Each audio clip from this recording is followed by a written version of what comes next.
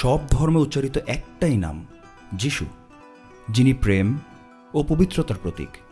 তার জীবন ও শিক্ষা মানবজাতির হৃদয়ে গেঁথে আছে সর্বদা, উচ্চারিত হচ্ছে প্রতিটি মানুষের মুখে।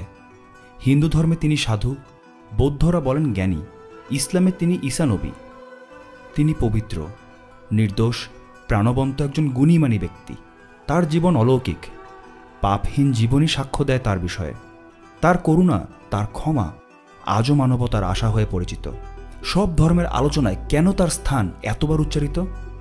কারণ তিনি আলোর পথ, ভালোবাসার মূল ভিত্তিপ্রস্তর।